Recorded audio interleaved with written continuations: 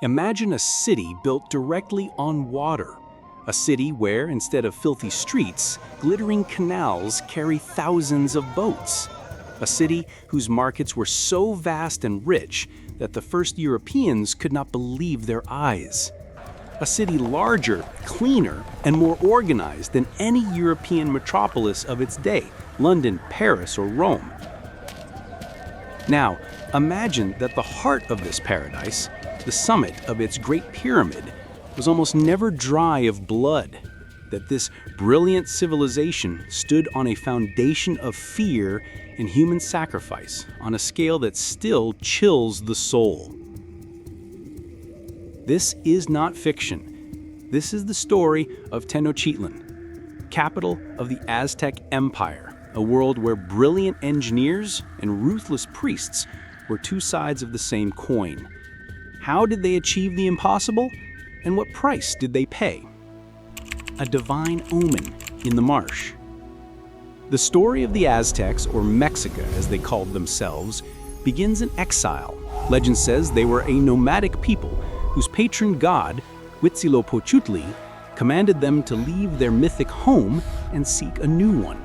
The sign would be a divine omen, an eagle perched on a cactus devouring a serpent. Look!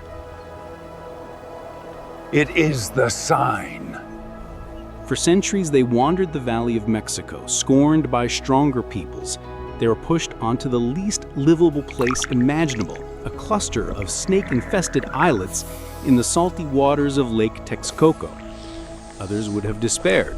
The Aztecs saw their sign: eagle, cactus, serpent.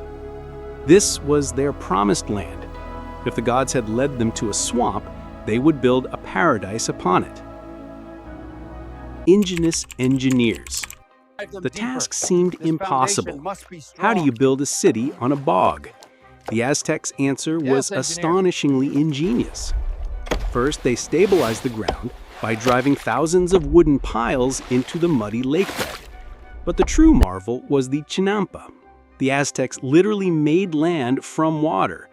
They wove rectangular rafts from reeds, then heaped them layer by layer with fertile silt dredged from the lake floor.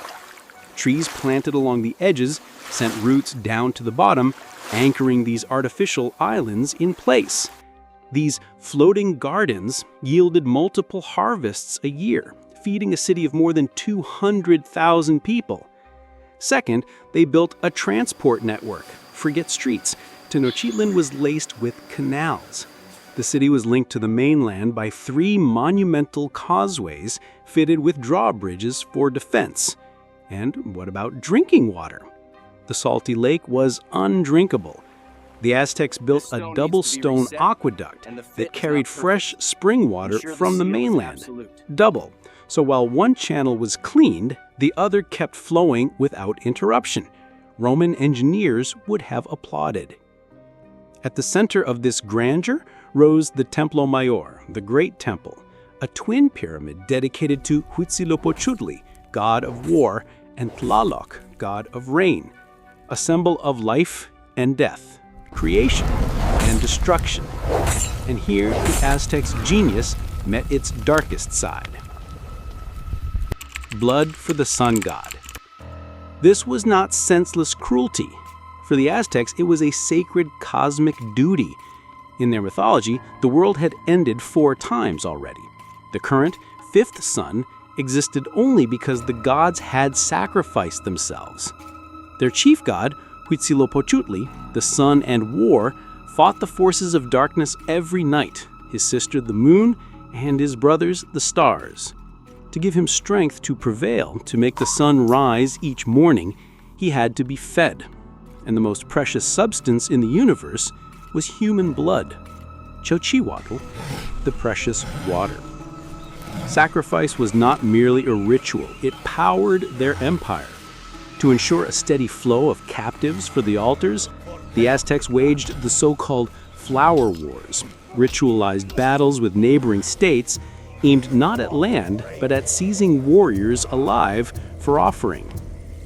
The captive was led up the pyramid. 4 priests held him at the stone altar. The 5th, the high priest performed the heart offering with an obsidian blade, lifting it toward the sun. The scale was staggering. At the dedication of a rebuilding of the Great Temple in 1487, some chronicles claim that thousands were sacrificed over 4 days. Tenochtitlan, a city of dreams, floated on a lake of blood. A society of order and fear. How could such a society exist? Through iron order. At its head stood the Tlatoani, revered as a living god. Below him were the nobility and the priesthood.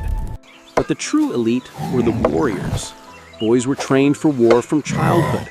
The bravest entered the elite orders of the Eagle and Jaguar warriors. Their aim was not to kill on the battlefield, but to take captives for offering. A quick death in combat was one thing, but a death upon the altar was an honor to the gods. Remarkably, the Aztecs had universal education, mandatory for all regardless of sex or status. The children of nobles studied in the calmecac, schools for future priests and officials. Commoners attended the telpochcalli, where training focused on warfare. It was a society of contrasts, poets and philosophers, alongside warriors whose main goal was to seize raw material for rituals. Immaculate streets and hygiene, alongside rivers of blood on temple steps. A fragile paradise. Genius and terror. Order and blood.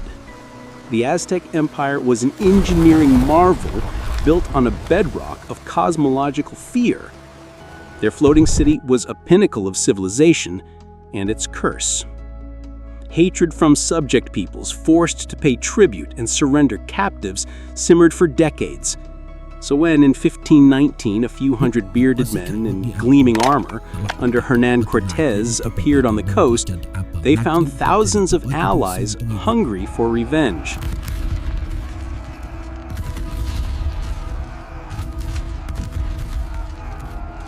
The Aztecs created a paradise on water, but could not defend it from the hatred they themselves had sown. What struck you most about the Aztec Empire, their engineering wonders or their bloody rituals? Tell us in the comments below. If you enjoyed this journey into the past, please like, subscribe, and ring the bell so you don't miss our next investigation into ancient mysteries.